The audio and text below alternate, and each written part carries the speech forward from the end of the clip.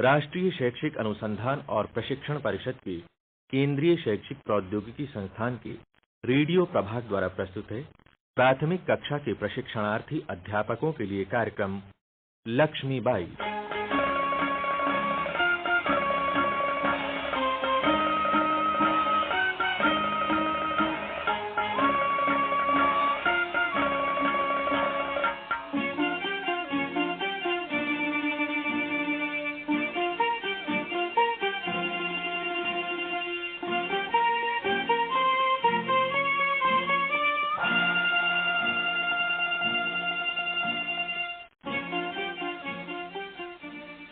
थी सन 57 में वो तलवार पुरानी थी, बुंदेले हर बोलों के मुंह हमने सुनी कहानी थी। खूब लड़ी मर्दानी वो तो झांसी वाली रानी थी। क्यों बेटा चंदन, बहुत जोर शोर से याद की जा रही है कविता? हाँ मामा जी, कल हमारे विद्यालय में कविता पाठ प्रतियोगिता है। अच्छा, उसी की तैयारी कर रहा हूँ। वैसे मामा जी, इस कविता को पढ़कर मेरे मन में बहुत जोश आ जाता है। अच्छा, मन करता है मैं भी तलवार लेकर युद्ध के मैदान में उतर जाऊं। परंतु लड़ोगे किससे? अब अंग्रेज तो है नहीं। हाँ, अब तो हम आजाद हैं। पर मामा जी, हमारे मास्टर जी बता रहे थे कि इस आजादी को पाने के लिए कितने ही वीरों ने बलिदान दिया, महारानी लक्ष्मीबाई ने भी। हाँ बेटा, अपने देश की आजादी के लिए महारानी लक्ष्मीबाई ने अंग्रेजों का डटकर मुकाबला किया। उनकी बहादुरी देखकर अंग्रेजों ने भी कहा कि सेना में यदि कोई वीर है तो वो है महारानी लक्ष्मीबाई। मामा जी, लक्ष्मीबाई क्या किसी राजा की लड़की थी? नहीं बेटे, उनके पिता मोरोपंत बिठूर के पेशवा बाजीराव के मंत्री थे। लक्ष्मीबाई के बचपन का नाम मनु था। वो बहुत हंसमुख और चंचल थी। अपनी बातों से सबका मन मोह लेती थी। बाजीराव को मनु बहुत पसंद थी। उनके पुत्र नाना साहब और मनु साथ साथ खेलते थे। हाँ मामा जी, ये तो मैंने भी पढ़ा है। नाना के संग पढ़ती थी वो, नाना के संग खेली थी, पर्ची ढाल कृपाण कटारी उसकी यही सहेली थी।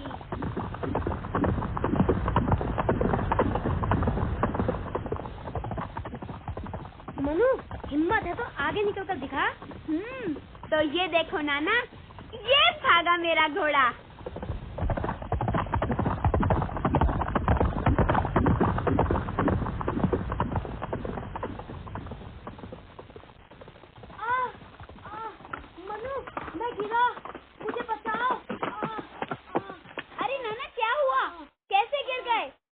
लगी तो नहीं? देखो। चोट गहरी नहीं है। घबराओ नहीं नाना, अभी घर लिए चलती हूँ। मरहम पट्टी होगी तो ठीक हो जाओगे। पर मैं जाऊंगा कैसे? बहुत दर्द हो रहा है और मेरा घोड़ा भी भाग गया। तुम्हारा घोड़ा भाग गया? अरे हाँ, सचमुच। वो देखो कैसे भागा जा रहा है। सोचता होगा कहीं दौड़ में पीछे न रह जाए। मुझे चोट लगी है और तुम्हें हंसी सूझ रही है। लो, मैं तुम्हें देखकर थोड़ी हंस रही हूँ। घबराते क्यों हो? मैं तुम्हें अपने घोड़े पर बिठा कर ले चलूंगी। पर कैसे? मैं घोड़े पर चढ़ूंगा कैसे? ओहो, जरा हिम्मत से काम लो। चलो, मैं तुम्हें सहारा देती हूँ। चढ़ो। बैठ गए ना? अब मैं भी बैठ जाती हूँ। हाँ, अब चलते हैं।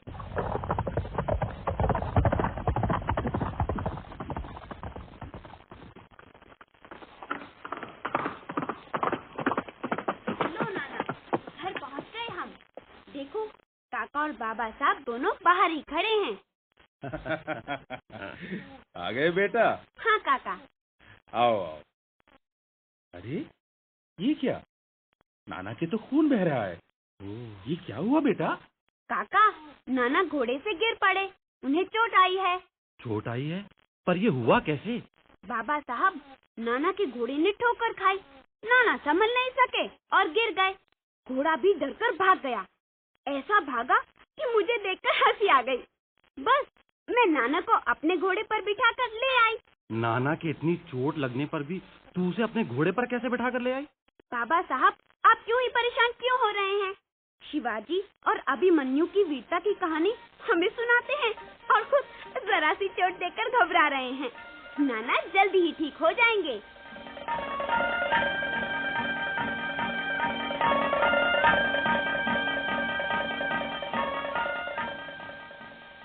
वीर शिवाजी की गाथाएं उसको याद जुबानी थी, बुंदेले हर बोलों के मुंह हमने सुनी कहानी थी।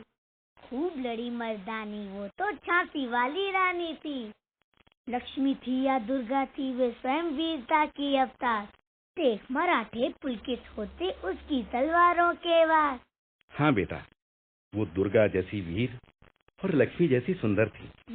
पढ़ने में इतनी होशियार कि गुरुजी से ऐसे प्रश्न करती कि वो भी चकरा जाते।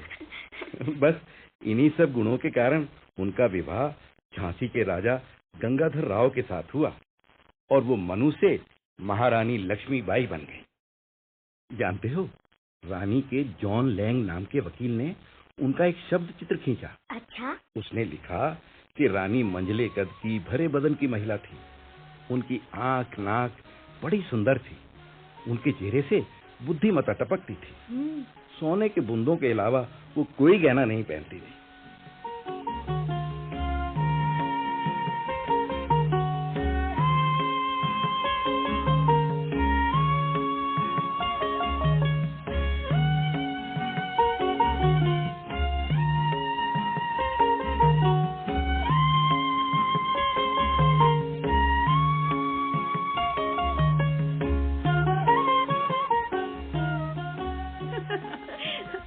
प्रणाम स्वीकार हो महारानी जी। मेरा भी प्रणाम स्वीकार करें। अरे आओ सुंदर। और ये थाल में क्या लाई हो मुंदर? आपकी साज श्रृंगार का सामान है महारानी जी। इसकी क्या जरूरत थी? क्यों महारानी जी, आप रानी हैं, आप साज श्रृंगार नहीं करेंगी तो कौन करेगा? नहीं सुंदर, मेरी इसमें कोई रुचि नहीं। जब सुनती हूँ कि आज अंग्रेजों ने अमुक राज्य हथिया लिया और आज अमुक, तो मुझे अपनी झांसी की चिंता होने लगती है। उसके लिए आप क्यों चिंतित होती हैं महारानी जी? झांसी की रक्षा का जिम्मा महाराज और सेना पर है। यही तो भूल है तुम्हारी मुंदर। अपनी मातृभूमि की रक्षा का जिम्मा हर एक नागरिक का होता है, चाहे वो पुरुष हो या स्त्री। क्या तुम चाहोगी कि हम फूल मालाएं पहने बैठी रहें और अंग्रेज हमारे द्वार तक आ जाए? नहीं महारानी जी, हरगिज नहीं। तब तो तुम्हें भी तलवार, बंदूक और भाला चलाना सीखना होगा।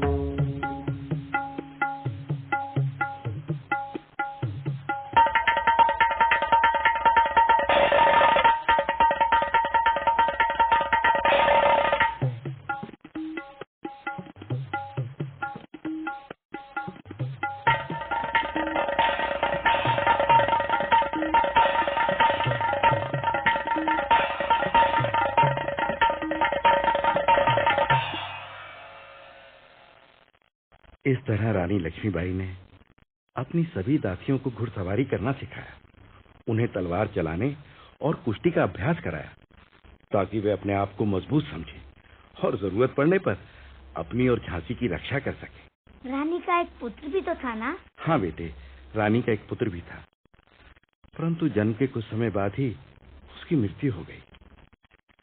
इस सदमे से राजा बीमार पड़ गए। उन्हें चिंता थी तो बस एक, कि झांसी की राजगद्दी कौन संभालेगा। इसलिए राजा ने एक लड़का गोद ले लिया। अच्छा? जिसका नाम दामोदर राव रखा गया। कुछ समय बाद राजा की भी मृत्यु हो गई। अंग्रेज शायद इसी मौके का इंतजार कर रहे थे। उन्होंने दामोदर राव को झांसी का उत्तराधिकारी मानने से इनकार कर दिया। क्यों मामा जी? बस उन दिनों कंपनी सरकार की यही नीति थी। वो गोद लिए पुत्र को राजगद्दी का अधिकारी नहीं मानती थी।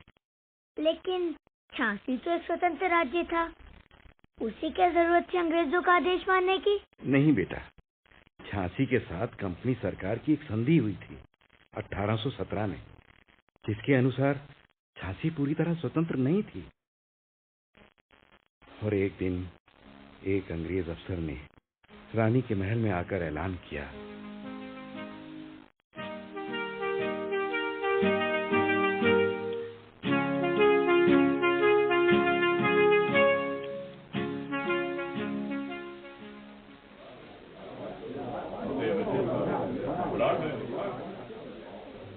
दामोदर राव को कंपनी सरकार राज्य का वारिस नहीं मानता।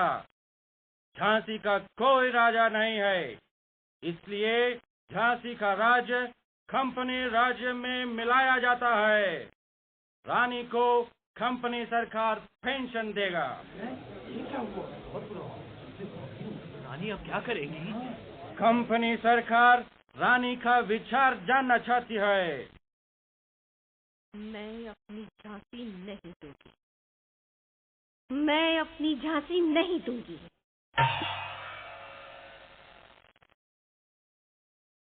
इन शब्दों ने भारत के इतिहास में अपना अमर स्थान बना लिया। और फिर खूब लड़ी मर्दानी वो तो। नहीं, तुरंत लड़ाई नहीं हुई। रानी लक्ष्मीबाई जितनी बहादुर थीं, उतनी ही चतुर थीं। वो जानती थीं कि कंपनी सरकार से लोहा लेना इतना आसान नहीं है। उसके लिए सैनिक तैयारी की आवश्यकता थी। इसलिए रानी ने कुछ समय के लिए कंपनी सरकार की पेंशन स्वीकार कर ली।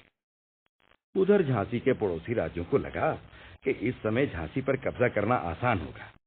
उन्होंने हमले करने शुरू कर दिए। रानी ने कंपनी सरकार से मदद मांगी, लेकिन कंपनी सरकार ने उस पर कोई ध्यान नहीं दिया। इस अवहेलना से रानी के स्वाभिमान को ठेस पहुंची और उन्होंने फैसला किया कि अपनी झांसी की रक्षा करनी है तो सैन्य बल बढ़ाना होगा। और रानी के नेतृत्व में झांसी की सेना ने जमकर युद्ध किया और दुश्मन को खदेड़ दिया। मामा जी, फिर अंग्रेजों से युद्ध कब हुआ? बेटे, कंपनी सरकार को अपने प्रतिनिधियों के माध्यम से झांसी के सब समाचार मिलते रहते थे। उन्हें लगा कि झांसी दिनों दिन शक्तिशाली होती जा रही है। उस पर समय रहते कब्जा कर लेना जरूरी है। बस कंपनी सरकार ने अपने एक अनुभवी सेनानी सर ह्यू रोज को सेना लेकर झांसी भेजा। लेकिन झांसी की हर गली, हर मकान में वीर और वीरांगनाएं अंग्रेजों से जूझने के लिए तैयार खड़े थे। और जब अंग्रेजी सेना किले में पहुंची तो रानी के सैनिकों ने उनका मुंह तोड़ जवाब दिया। लेकिन मामा जी, जब झांसी की सेना इतनी शक्तिशाली थी तो अंग्रेज उस पर कब्जा कैसे कर पाए? यही तो दुर्भाग्य है बेटे। रानी के 2 सरदार अंग्रेजों से जा मिले और उन्होंने रानी की सारी युद्ध योजना अंग्रेजों को बता दी। अच्छा, फिर क्या हुआ? रानी ने मर्दाना पोशाक पहनी, अपने पुत्र दामोदर राव को पीठ पर बांधा और रात की खामोशी में चुपचाप अपने 5 सरदारों और बची हुई सेना को लेकर झांसी से कुछ दूर कालपी पहुंची।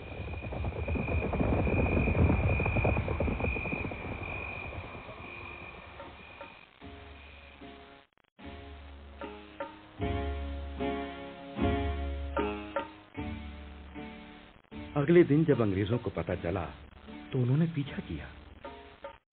रानी और उनकी सेना ने डटकर मुकाबला किया, लेकिन फिर रानी को ग्वालियर जाना पड़ा। अंग्रेज वहां भी पहुंच गए।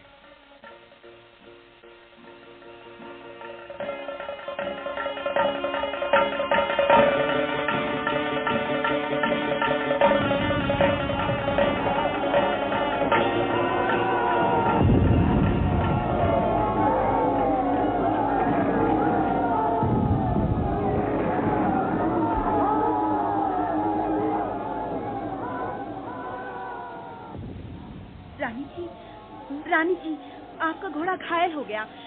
मैं दूसरा लाती हूँ। हाँ मुंदर, बहुत साथ दिया है इसने मेरा। अब थक गया है। देशमुख। जी महारानी जी। दामोदर को आज तुम पीठ पर बांधो। यदि मैं मारी जाऊं तो दामोदर को किसी सुरक्षित जगह पहुंचा देना। याद रखना, मेरे मरने के बाद अंग्रेज मेरे शरीर को छूने न पाए। जी महारानी जी। लीजिए, घोड़ा आ गया रानी साहिबा। लाओ मुंदर। हाँ, आओ चले। हर हर महादेव, हर हर महादेव, हर हर महादेव।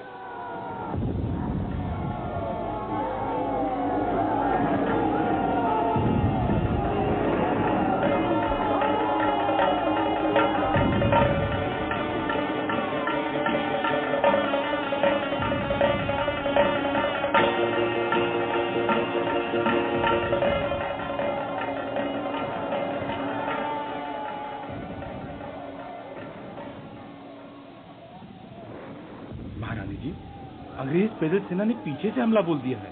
हम घिर गए हैं महारानी जी। कोई बात नहीं, आज पहली बार अंग्रेजों से मुठभेड़ नहीं होगी। कितनी बार उनके दांत खट्टे कर चुके हैं हम। वीरों, तुम तो सर पर कफन बांध कर निकले हो। जीवन रहा तो अपनी झांसी में सीना तान कर जिएंगे। इन अंग्रेजों की गुलामी करके जीना भी कोई जीना है। आगे बढ़ो। हर हर महादेव, हर हर महादेव, हर हर महादेव।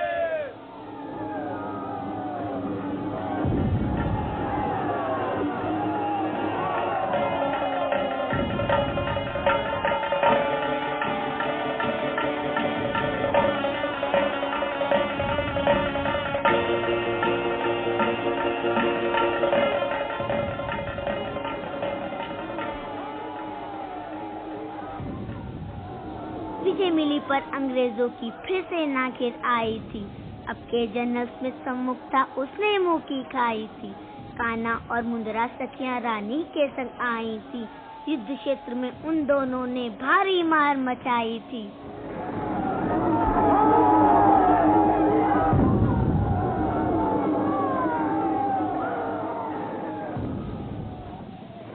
महारानी जी, हमारे बहुत से साथी काम आ गए हैं।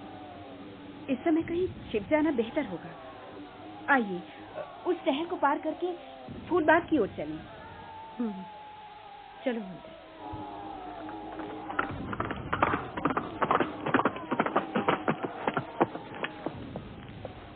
अरे, ये घोड़ा तो आगे बढ़ता ही नहीं। नहर कैसे पार करेंगे? चल चल, आ करे।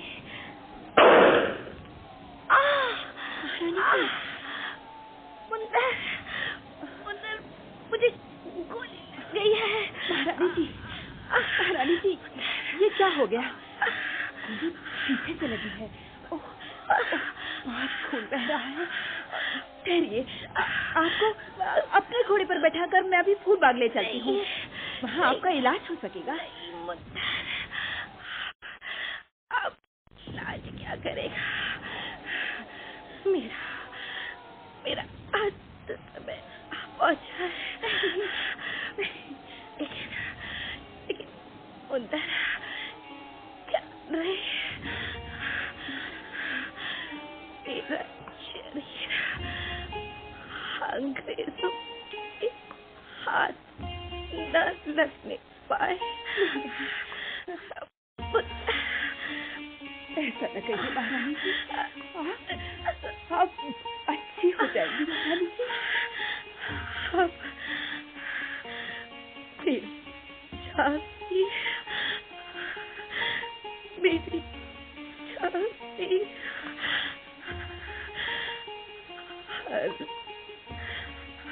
हर महादेव।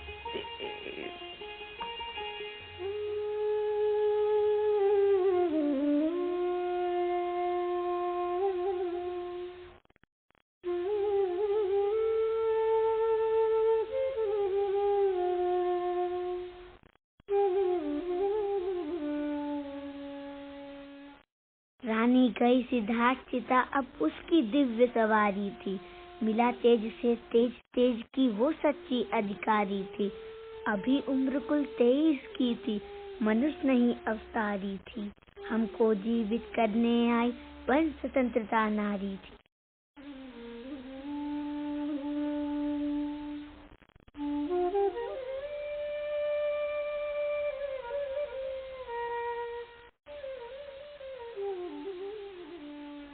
लक्ष्मीबाई।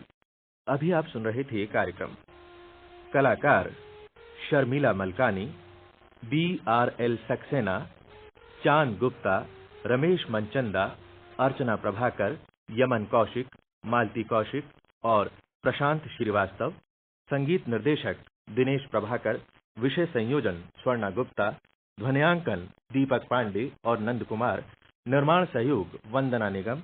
निर्माण एवं प्रस्तुति ममता गुप्ता तथा परियोजना निर्देशन डॉक्टर LG सुमित्रा।